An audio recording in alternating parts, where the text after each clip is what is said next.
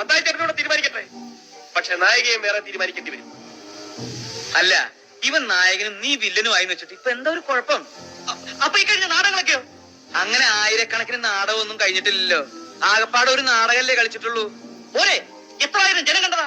അവരോടൊക്കെ സമാധാനം പറയും. അവരെല്ലാം സന്തോഷിക്കും. നീ മിണ്ടരുത്. തന്നെയുമല്ല, നായകനാവാനുള്ള ലുക്ക് വന്നുണ്ടോ? ലുക്കിന്റെ പുണ്യൊന്നും നീ പറയണ്ട. ലുക്ക് നോക്കി നായകനാക്കണമെങ്കിൽ പുറത്തുനിന്ന് ആമ്പിളരെ വിളിച്ചോണ്ടെന്ന് അഭിനയിപ്പിക്കേണ്ടി വരും. നീ പറ, നിനക്കിപ്പോ വില്ലനാവാൻ പറ്റുമോ? പറ. നീ എവിടേക്ക് പോണേ? പറ്റൂല്ലെങ്കിൽ പോവാൻ പറ മത്തായി ചേട്ടാ. മത്തായി ചേട്ടൻ എത്ര വില്ലൻ വേണം? ഞാൻ കൊണ്ടുവരാം. നല്ല മണി പോലുള്ള വില്ലന്മാരെ. നീ കൊണ്ടുവരും. അങ്ങനെ നീ വേറെ വില്ലന്മാരെ കൊണ്ടുവന്നിട്ട് എന്നെ പഠിപ്പിക്കാൻ നോക്കണ്ട. മത്തായി ചേട്ടാ, ഞാൻ തയ്യാറാ. വില്ലനെങ്കിൽ വില്ലൻ. നീ എനിക്കൊരു ഷെയ്ക്കിന്റെ അപ്പൊ പ്രശ്നം തീർന്നല്ലോ. നായകൻ നീ, വില്ലൻ നീ.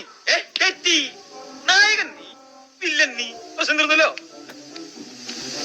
ഗോപാലകൃഷ്ണ, നാടകത്തിൽ മാത്രമല്ല, ഇനി ജീവിതകാലം മുഴുവൻ ഞാൻ നിന്റെ വില്ലനായിരിക്കും.